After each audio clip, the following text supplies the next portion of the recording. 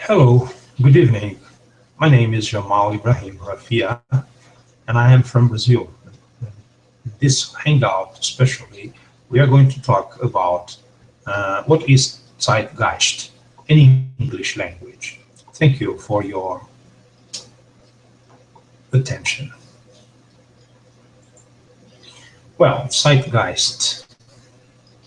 The Zeitgeist is a spirit of the age or spirit of the time, is the dominant set of ideals and beliefs that motivate the actions of the members of a society in a particular period in time. For example, Zeitgeist in modernism motivated the creation of new forms in the fields of architecture, art, fashion during much of the 20th century. Zeitgeist is a powerful force embedded in the individuals of a society. The German word Zeitgeist, translated literally as time mind or time spirit, is often attributed to the philosopher George Hegel. He never actually used the word. In his works, such as lectures on the philosophy of history, he uses the phrase seine Zeit, the spirit of his time. For example, no man can surpass his own time, for the spirit of his time is also his own spirit. Other philosophers who were associated with such ideas include Herder and Spencer and Voltaire. The concept contrasts with the great man theory popularized by Thomas Carlyle, which sees history as the result of the actions of heroes and geniuses. Hegel believed that art reflected by its very nature the culture of the time in which it is created. Culture and art are inextricable because an individual artist is a product of his or her time and therefore brings that culture to any given work of art. Furthermore, he believed that in the modern world it was impossible to produce classical art, which he believed represented a free and ethical culture which depended more on the philosophy of art and theory of art rather than a reflection of the social construct of zeitgeist in which a given artist lives. This is of the arts and culture, the concept of a spirit of the age or zeitgeist may be problematic as the two periods which are socially or culturally fragmented and diverse. Leadership. As mentioned, zeitgeist theory of leadership is often contrasted with Thomas Carlyle's great man theory. In his theory, Carlyle that leaders do not become leaders by a fate of accident. Instead, these individuals possess characteristics of great leaders, and these characteristics allow them to obtain positions of power. However, Russian novelist Lev Tolstoy disagreed with Carlyle's perspective. Tolstoy believed that leadership was a zeitgeist and was a product of the social circumstances at the time. Thus, it was not the characteristics of the individual that resulted in leadership, but societal factors of the time that are out of the individual's control. And great man theory and zeitgeist theory can be included in two main areas of thought in psychology. For instance, great man theory is very similar to the trait approach.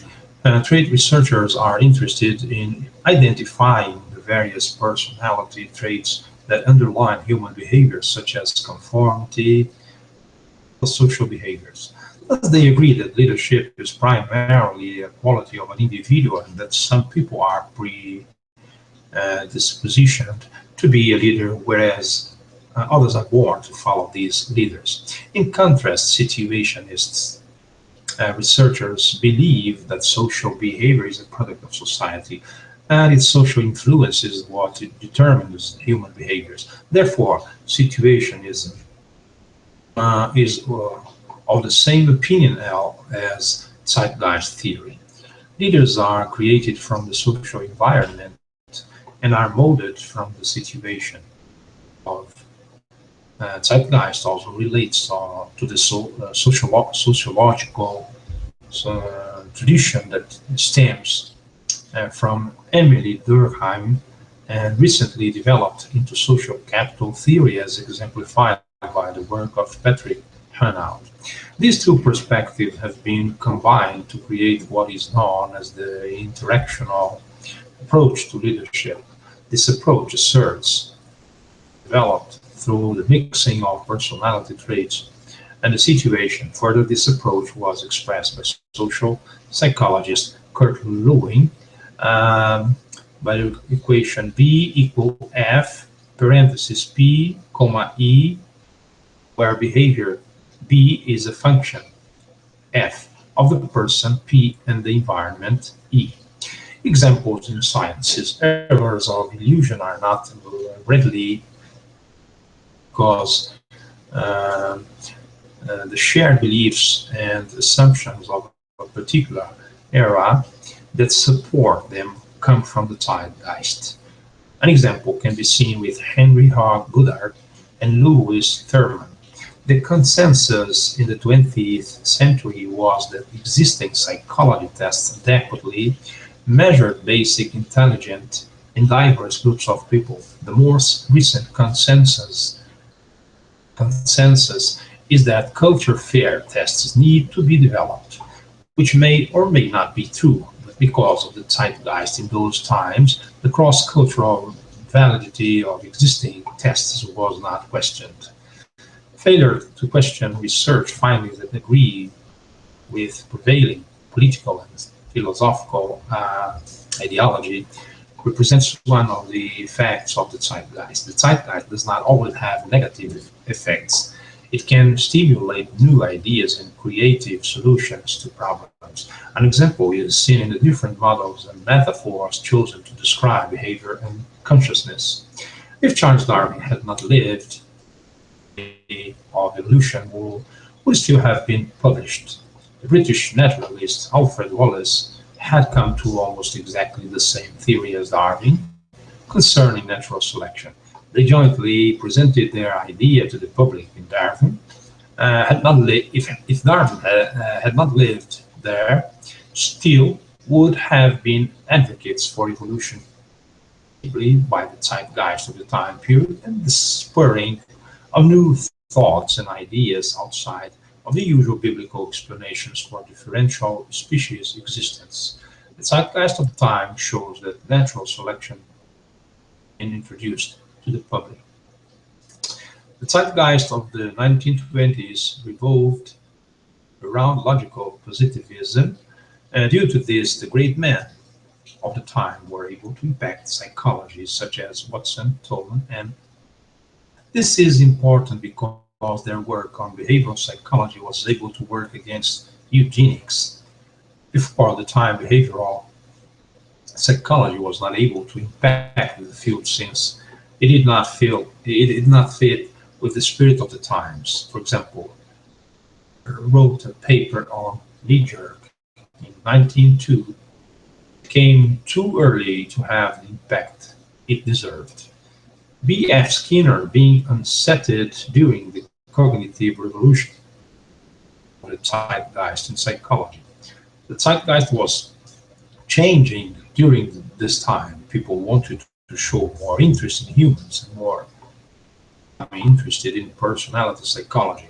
However, 1950s, his new experimental approach to psychology using inductive reasoning and descriptive behaviorism was seen as novel and practical, especially in contrast with psychoanalysts whose assertions and interpretations were largely immune to rigorous empirical inquiry, thus making validation a rather problematic task. Those of models in business, executives, venture capitalists, journalists, and authors have argued that the idea of a zeitgeist is useful in understanding the emergence of industries, simultaneous invention, and evaluating of innovations. Malcolm Gladwell argued in his book Outliers that entrepreneurs succeeded often share similar characteristics: early personal or significant exposure to knowledge and skills in the early stages of a nascent industry. He proposed that the timing of involvement in industry and often in sports as well affected the probability of success. In Silicon Valley, a number of people, Peter Thiel, Alistair Davidson, Mac Levin,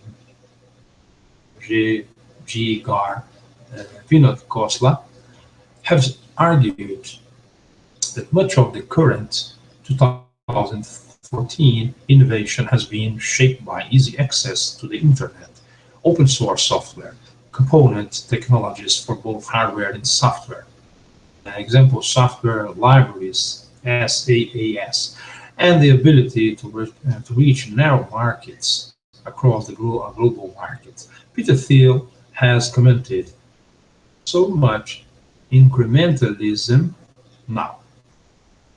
The Zeitgeist market, the number of new entrants is high. Differentiation in high-value products, the strongest predictor of new product success, is more difficult to achieve, and business models emphasizing service and solutions over products and will enhance success. Examples include innovation in product experience, legal rights and bundling, privacy rights, and agency, where businesses act on behalf of customers. Thank you very much. Until next hangout. See you later. Good.